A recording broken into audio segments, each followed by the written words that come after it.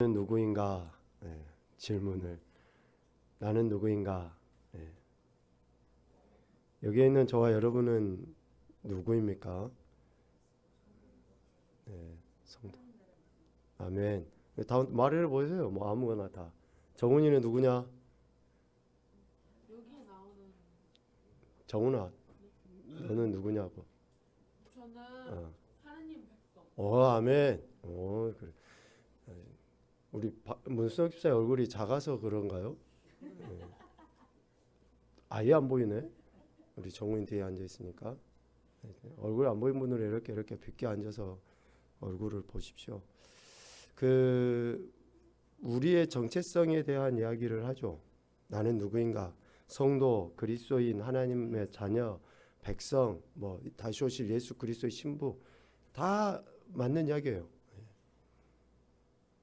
그러면 이러한 정체성, 이러한 이름을 어떻게 갖게 되었습니까? 어떻게? 돈 주고 사셨어요? 어떻게 우리가 이 이름을, 이 정체성을 갖게 되었냐고요. 예수 그리스도를 믿고 거듭났기 때문에 주어진 거예요. 구원받았기 때문에 그렇게 불리워지는 겁니다. 내가 그렇게 불리우고 싶어서 불리우는 게 아니라 예수 그리스도를 믿고 구원받은 백성이 구원받았기 때문에 그러한 정체성, 이름을 갖게 된 거죠. 자, 그렇다면 무엇으로 또 어떻게 거듭났는가?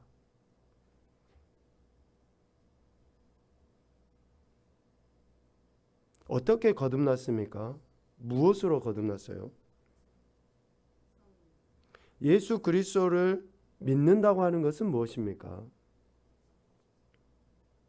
예수님을 믿으면 우리가 거듭난다, 구원받는다 이야기하잖아요. 그러니까 예수님 믿고 거듭났기 때문에 이러한 정체성이라는 또 이런 이름들을 우리가 갖게 됐는데, 그럼 예수님을 믿는다고 하는 말은 뭐냐고요? 믿는다라고 하는 말. 베드로전서 1장 23절 말씀을 찾아서 같이 보겠습니다. 베드로전서 1장 23절.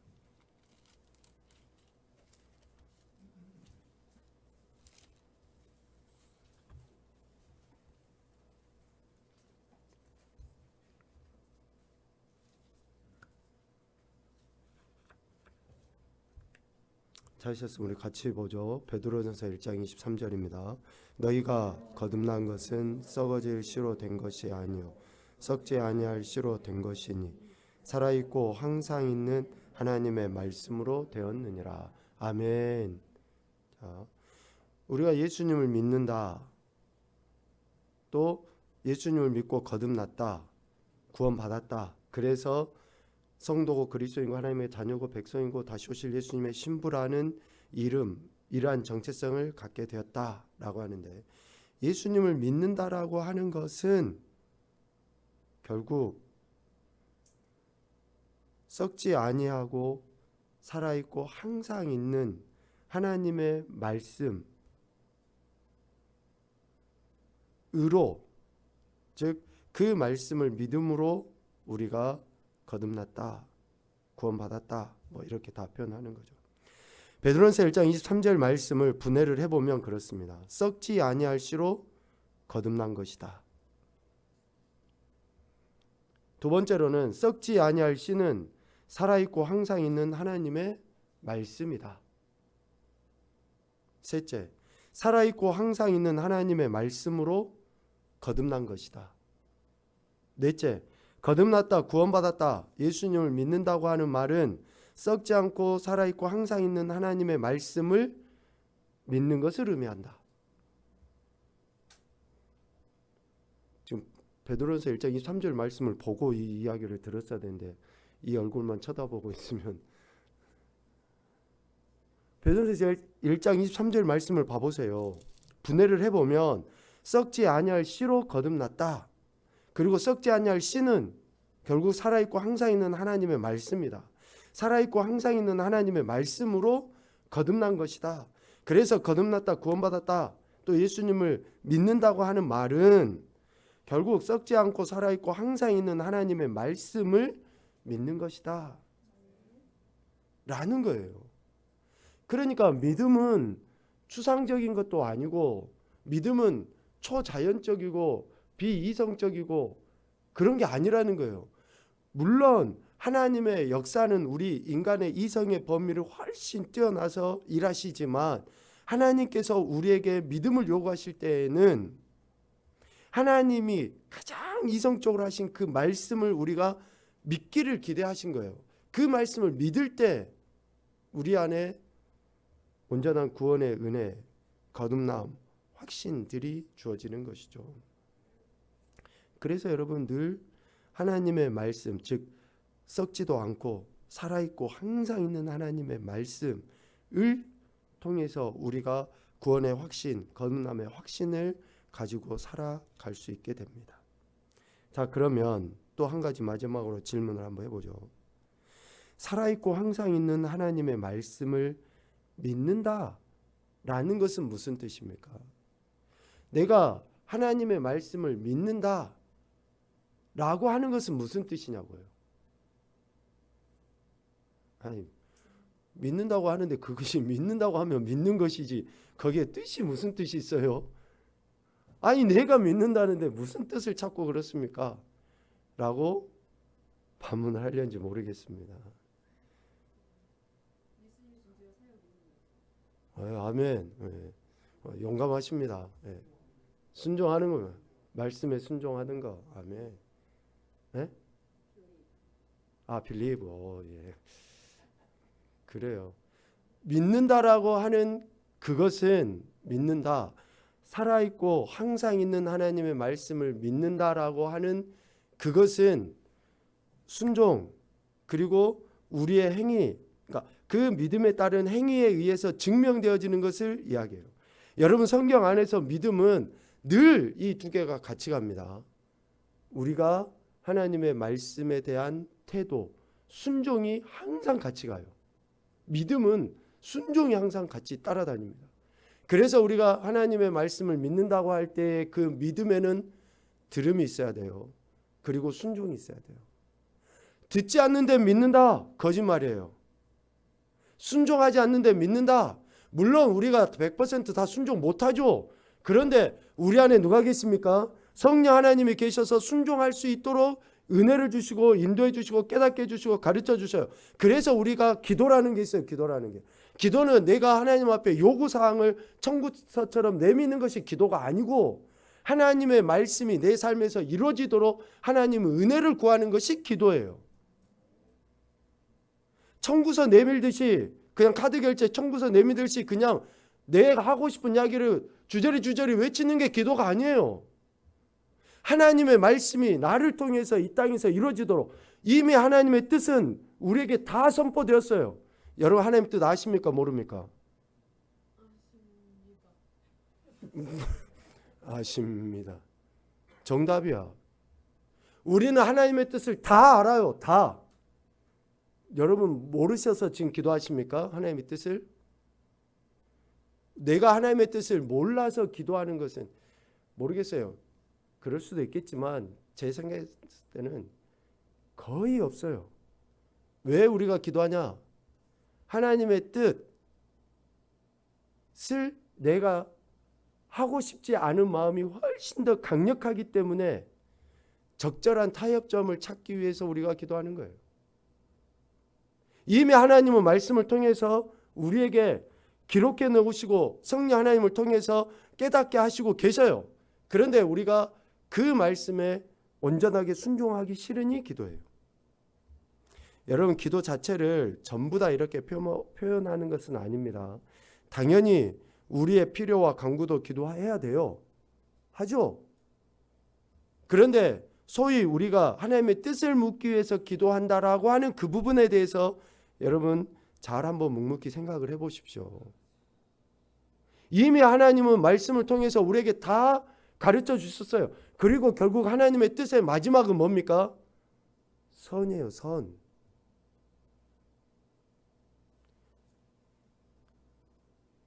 소위 이야기하는 화목, 화평, 또 사랑, 절제, 온유 이런 열매들로, 성령의 열매들로 따져보면 이미 우리는 하나님께서 우리에게 그러한 것을 기대하기를 원하셔요.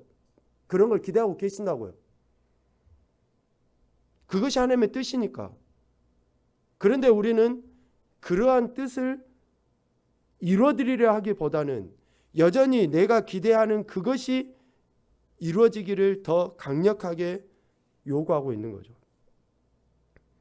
자, 조금 더 이제 앞으로 돌아가서 살아있고 항상 있는 하나님의 말씀을 믿는다고 하는 것은 결국은 그 말씀을 제대로 듣고 또 그 말씀을 조금 더 깊이 묵상해서 또 그 말씀을 붙잡고 기도해서 그 말씀이 내 삶에서 실제가 되도록 하는 것, 여기까지가 믿는 거예요. 여기까지가.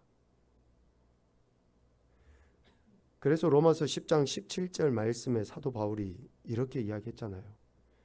여러분 이 말씀 다 암송도 하고 있을걸요. 또 우리 이전에도 했었으니까. 로마서 10장 17절 말씀 한번 찾아봅시다. 얼마나 우리가 하나님의 말씀에 대해서 믿는다라고는 이야기하는데 그 믿음이 실제인가?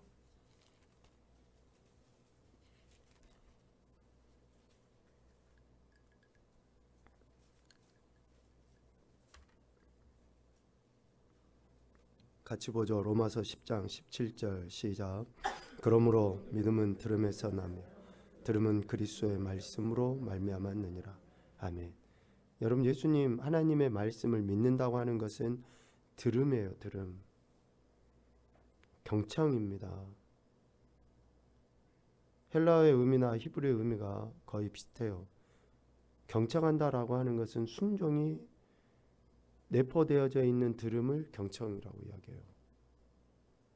순종이 내포되어져 있지 않는, 순종이 깔려져 있지 않는 들음은, 경청은 듣지 않는 거예요.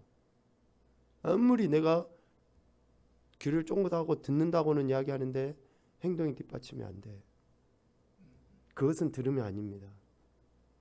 그래서 믿음이 자라기 위해서는 말씀을 듣는, 즉 순종하는 이러한 태도가 있을 때에 믿음이 자라고 하나님의 말씀을 믿는다고 하는 것이 맞아요. 또 말씀을 믿는다고 하는 것은 그 말씀을 즐거워해서 주야로 묵상하는 것을 그 말씀을 믿는 것이라고 표현을 해요. 시편 1편 2절 말씀 우리 아이들만 한번 찾아서 읽어봅시다. 시편 1편 2절 우리 정훈이 또 우리 아이들 큰 소리로 한번 시편 1편 2절 시작. 오직 여호와의 율법을 즐거워하며 그의 율법을 주야로 묵상하는도다. 아멘. 하나님의 말씀을 믿는다고 하는 것은 이거예요. 하나님의 말씀을 즐거워해서 주야로 그 말씀을 깊이 생각하고 묵상하고. 여러분 각주에도 나와 있잖아요. 작은 소리로 읊조리다. 히브리어로 하가 뭐 이렇게 표현하는데 계속 되뇌 있는 거예요. 그 말씀을 생각하고 또 생각하고 내용이 무엇인지 또 깊이 생각해보는. 그래서 자주 그런 비유를 써서 표현하잖아요. 하나님의 말씀은 마치 사랑하는 여인에게 보낸 연애 편지와 같아서 자꾸 읽어보고 또 읽어보고 그 마음, 그 사랑에 의해서 계속 되뇌이고 또 생각해보는. 그러니까 우리가 하나님을 사랑하고 하나님을 말씀을 믿는다고 할 때에는 이런 태도가 덧붙여지는 거예요. 덧붙여지는 거예요. 이것이 하나님의 말씀을 믿는다라고 하는 뜻입니다. 결국 하나님의 말씀을 믿는 것은 듣고 읽고 묵상해서 삶에서 그 말씀, 즉 살아있고 항상 있는 하나님의 말씀으로 거듭난 사실을 드러내 보이는 것이 하나님의 말씀을 믿는 거예요. 신앙은, 예수 그리스도를 믿는 우리의 신앙은 그래서 죽은 신앙이 아니고 살아있는 신앙이라고 이야기해요. 그 말씀을 내 삶에서 드러내는 것이니까. 드러내는 거. 말했잖아요. 내가 아직도 교회 다닌지를 몰라. 사람들이, 친한 친구들이 내가 교회 다닌지조차도 모르고, 내가 예수님 믿는 것을 친구들이 몰라. 내가 10년, 20년, 30년 신앙생활을 했는데도 이거는 하나님을 믿는 거라고 이야기할 수 있을까요? 그래, 이제 여기에다가 좀만 더 덧붙여서 한번 이야기를 해보죠. 우리가 신앙생활을 오래오래 하고 있는데도 누군가에게 예수님의 이름을 전하지를 못해. 전도를 못해. 내 믿음을 그러니까 내가 예수님 믿는다고 하는 것을 드러내지 못할 뿐만 아니라 그 다른 영혼들에 대해서 전도를 못해. 하나님의 말씀을 믿는다고 하는 우리들이 진짜 좀 그 믿음이 실제인가 아닌가 라는 것은 우리 삶으로 드러나게 돼 있어요. 드러나게 돼 있어. 그래서 몇 주간 우리 말씀에 대한 이야기를 한번 해보려고 하는데요. 서론적으로 이렇게 쭉 이야기해 온 것에 근거해서 여기 있는 우리, 즉 성도인 우리들은, 그리스도인 우리들은 하나님의 말씀을 읽어야 돼요. 하나님의 말씀을 계속 생각하고 읽어야지만이 됩니다. 그래야지 믿음이, 예수 그리스도를 믿는 믿음이, 또 그 믿음에 대한 삶의 태도가 말씀에 의해서 온전히 드러나게 되거든요. 우리가 오늘 읽은 마태복음 4장 4절 말씀 봐보십시오. 사람이 떡으로만 살 것이 아니요 하나님의 입으로부터 나오는 모든 말씀으로 산다라고 분명하게 이야기합니다. 얼른 거기 빈칸에다가 한번 채워서 우리 이 말씀의 의미를 생각해 보면서 적어 보십시다. 사람이 떡으로만 살 것이 아니요 하나님의 입으로부터 나오는 모든 말씀으로 살 것이라.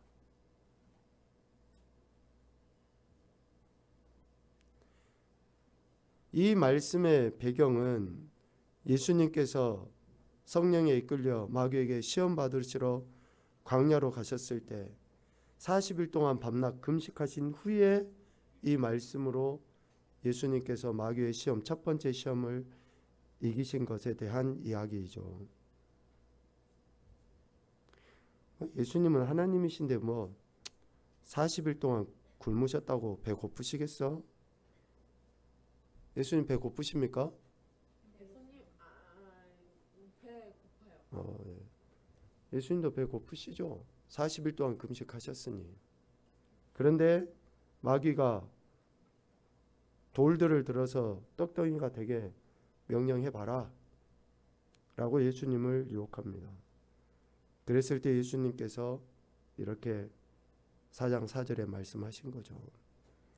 사탄의 시험을 이기기 위한 절대적인 방법이 뭡니까? 말씀이에요.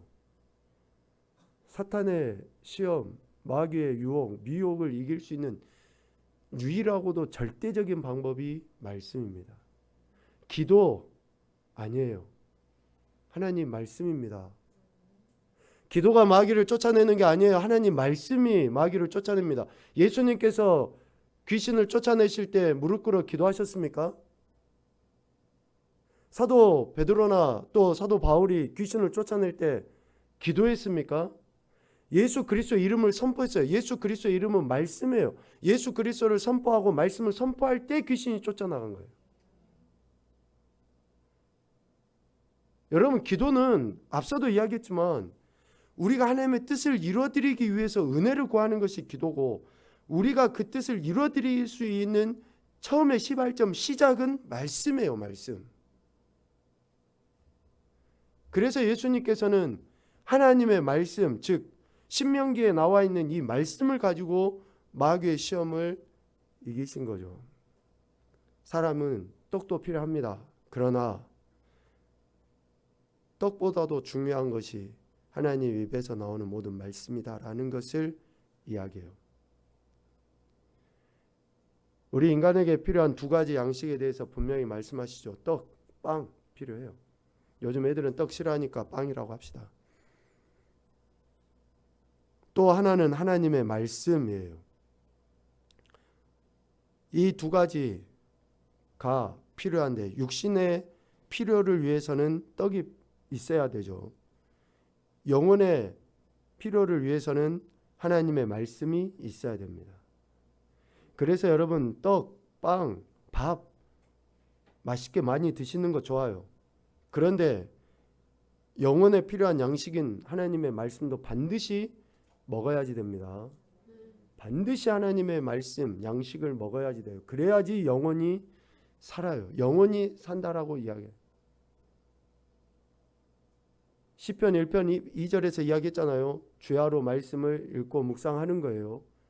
아침 저녁으로 우리 밥은 하루에 3끼 먹는데 왜 하나님이 주야로만 이야기하셨는지 주, 낮, 야 이렇게 하시지 왜 주야로 하셨는지 모르겠네. 우리는 하루 3끼 다 먹으면서 말씀은 주야로만 먹으라고 하니까 안 웃긴가요? 이런 이야기들은?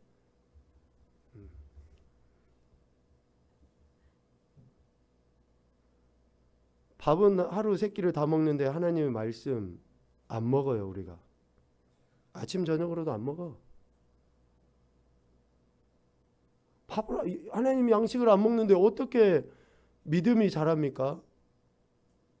어떻게 마귀의 시험과 유혹을 이길 수 있어요? 어떻게? 여러분 하나님의 전신갑주도 결국은 말씀입니다. 하나님의 전신갑주 말씀이에요. 그래서 우리에게는 하나님께서 떡도 주시지만 말씀을 주셔서 우리가 단순히 육적인 존재가 아니라는 것을 나타내 보이셨고 우리는 그 말씀을 통해서 우리가 영적인 존재라는 것을 증명해 보이는 거예요. 증명해 보이는 거예요.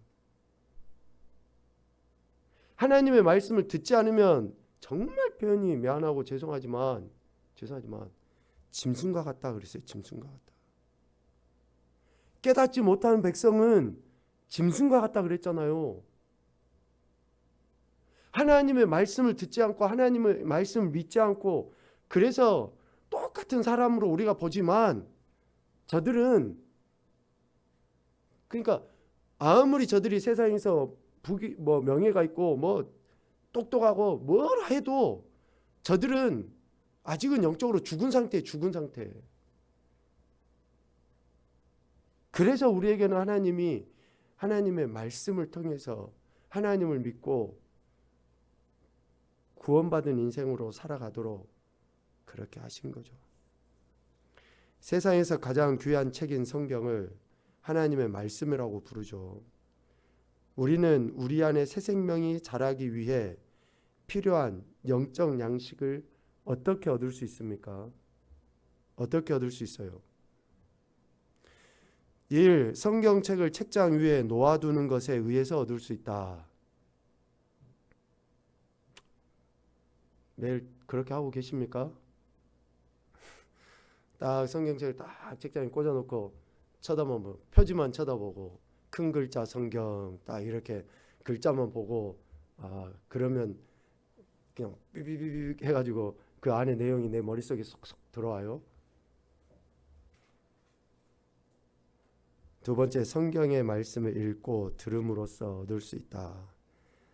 세 번째, 매일의 빵을 먹는 것에 의해서 얻을 수 있다.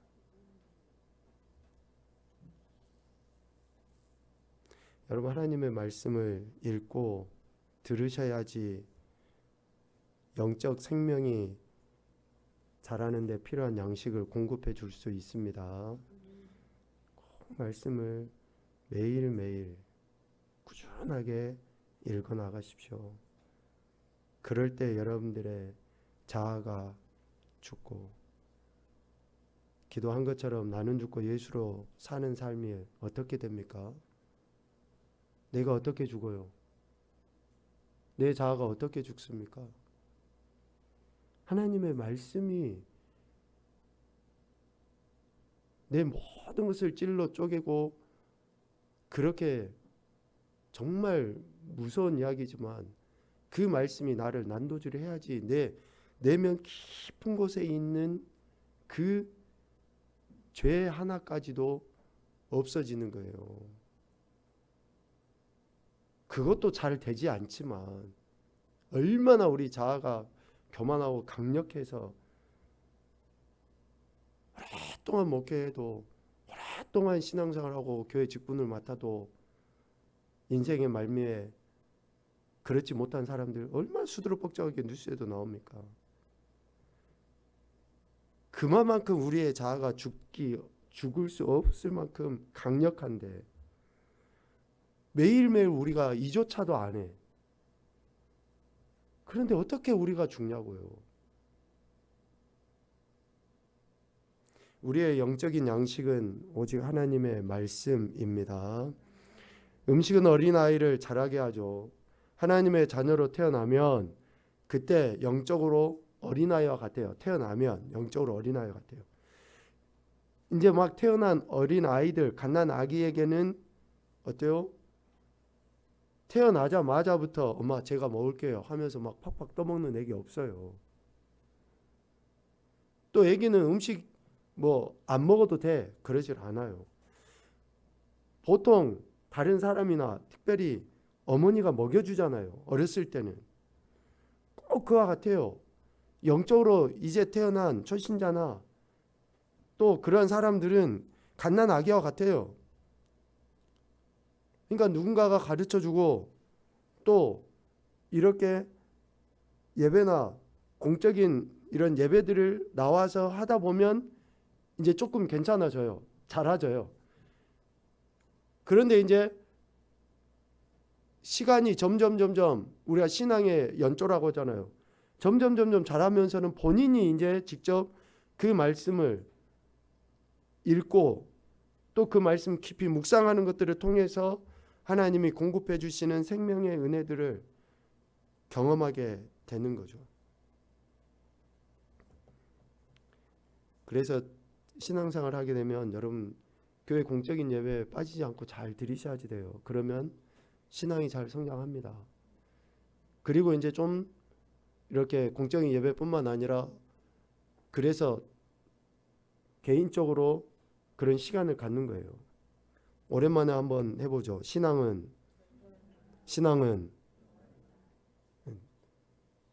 먼저는 결단이고 두 번째는 다른 건데, 다시 하죠. 신앙은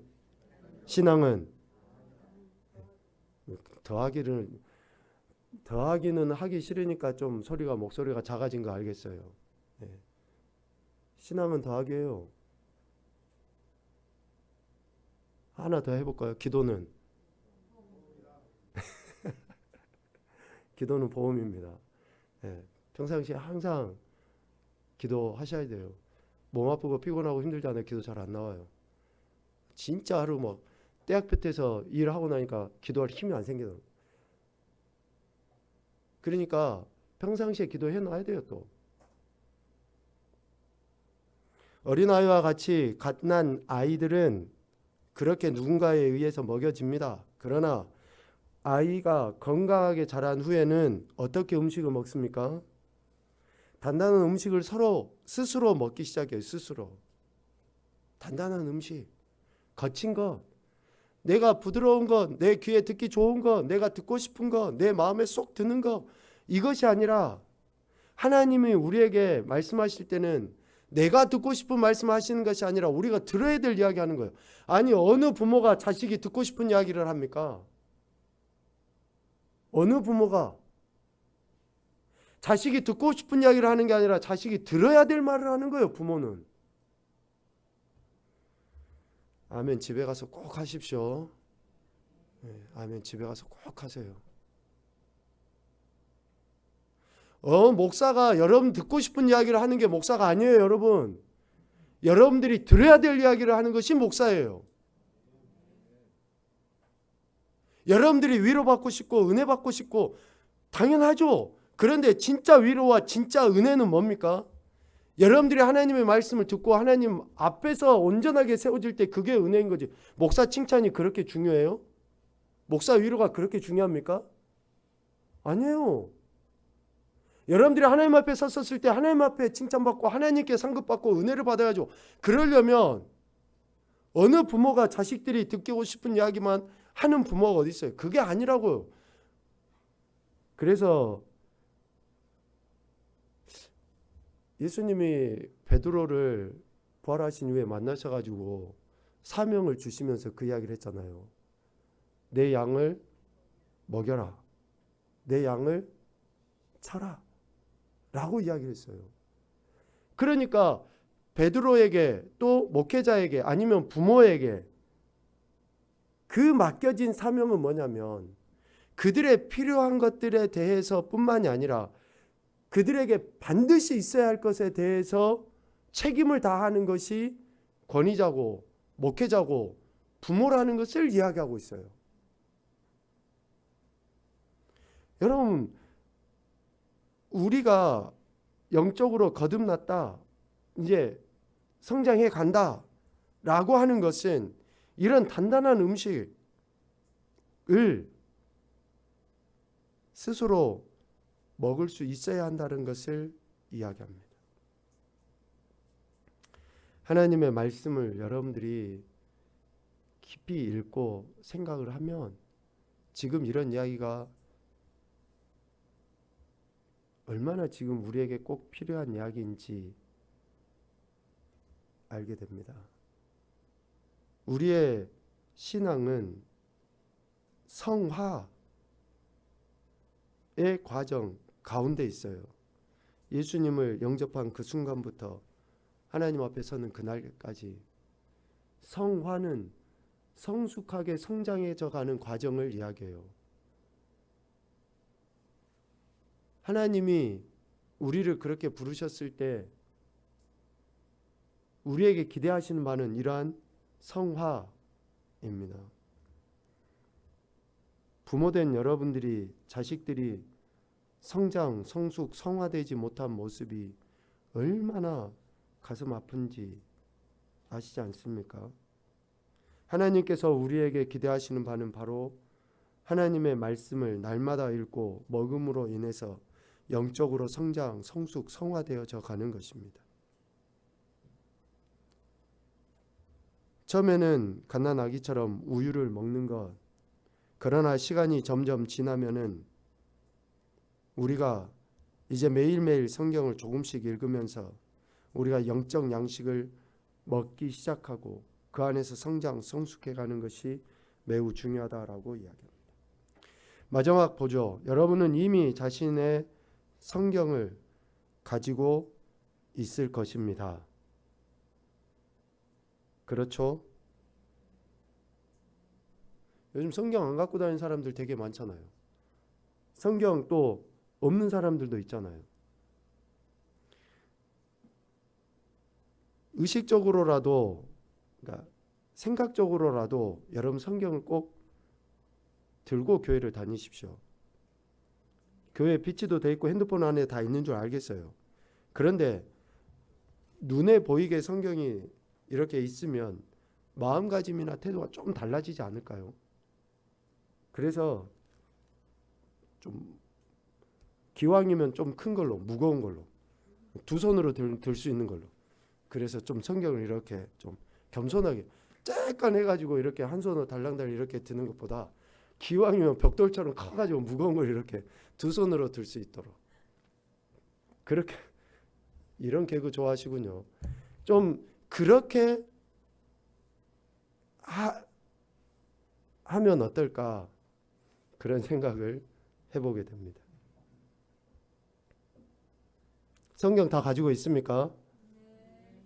혹시 없으신 분, 진짜로 자기 개인 성경이 혹시 없다, 교회에서 사드리려고 했는. 우리 김교임 선생님 진짜 이렇게 손 좀 드셨는데 기억하겠습니다. 네. 성경을 가지고 있죠. 그러면 혹시 여기에 나와 있네요. 그렇지 않으면 즉시 자신의 성경을 구입하시기 바랍니다. 예. 구하시기 구입이 아니군요. 저 김교중 사님 구입 그해하고 구하시기 바랍니다. 구입하시기 바랍니다. 아니 그럼 어떻게 구입 안 하고 어디서 얻을 거예요? 성경을. 성경은 채워봅시다. 하나님의 말씀이요 우리들의 영적 양식이기 때문에 모든 성도는 자신의 성경을 꼭 가지고 날마다 읽고 또 묵상하면서 이런 성장과 성수, 성화의 과정을 거쳐야 되리라 생각을 합니다. 결론입니다. 예수님을 믿는 자의 성장, 성수, 성화는 영적 양식인 하나님의 말씀을 듣고 읽고 묵상할 때입니다. 반드시 살아있고 항상 있는 하나님의 말씀을 먹어야지 성장합니다. 그렇지 않으면 성장 못해요. 그래서 꼭 여러분 우리 아이들에게 오늘 우리가 하나님의 말씀을 늘 가까이 읽고 또 묵상하는 것을 통해서 이런 성장, 성화를 이뤄가는 그런 귀하고 복된 인생들이 되시기를 주님의 이름으로 축복합니다. 아멘.